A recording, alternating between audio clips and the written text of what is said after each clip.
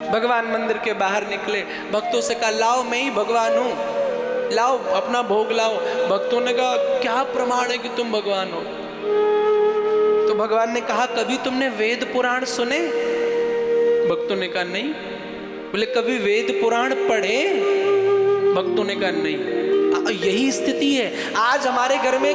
रामायण आती है, गीता आती है, लेकिन उसको पढ़ा नहीं जाता, वो लाल कपड़े में बंद करके अलमारी में रख दी जाती है,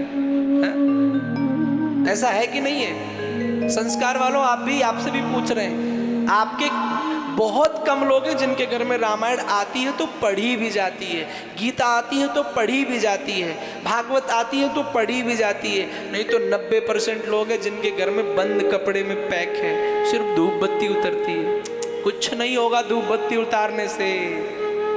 रामायण पर धूप बत्ती मत उतारो, रामायण के एक एक शब्द, गीता के एक एक शब्द अपने जीवन में उतारो, तब कल्याण होगा। आज व्हाट्सएप पर बिताने के लिए मेरे पास 10 घंटे हैं। आज इंस्टाग्राम, फेसबुक, सोशल मीडिया पर जाने के लिए हम लोगों के पास 10-10 घंटे हैं। फ्री की गपशप करने के लिए 5-5 घंटे हैं। लेकिन यदि कह दिया जाए भैया एक हनुमान चालीसा पढ़ लो तो आलस आता है। हाँ, अरे कौन पढ़े? कोई तो पंडितों की चीजें हैं, ये तो मम्मी पापा को काम है।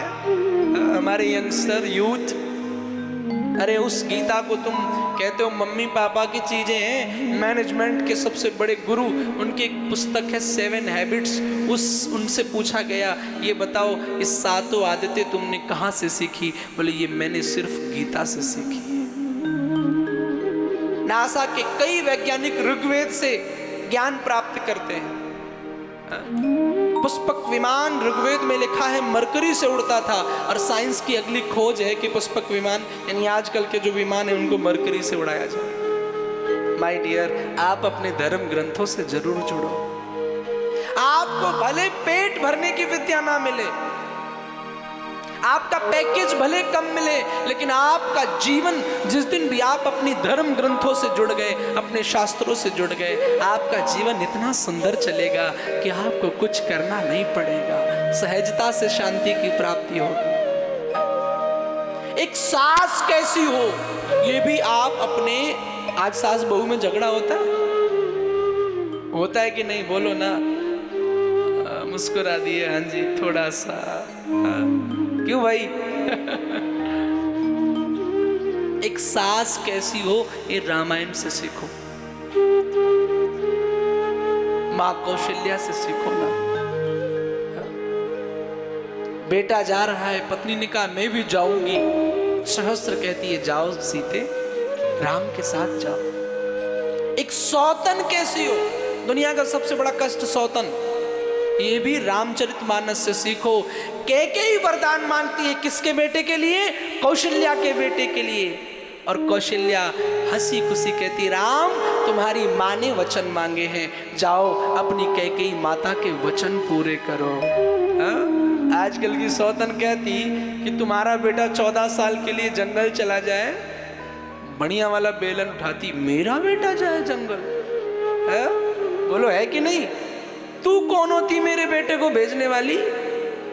पर एक रामचरितमानस में सौतन का किरदार कितना सुंदर है, रामायण से सीखो। अरे प्यारे, तुम जो रोमांटिक मूवी देखते हो थिएटर में, जो तुम फिल्में देखते हो कि हम अपने प्यार को बढ़ाएंगे, प्रेम कैसा हो यह भी रामायण से सीखो।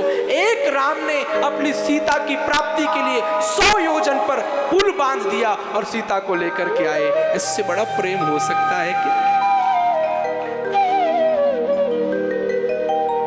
दुनिया कहती प्रेम की निशानी ताजमहल है।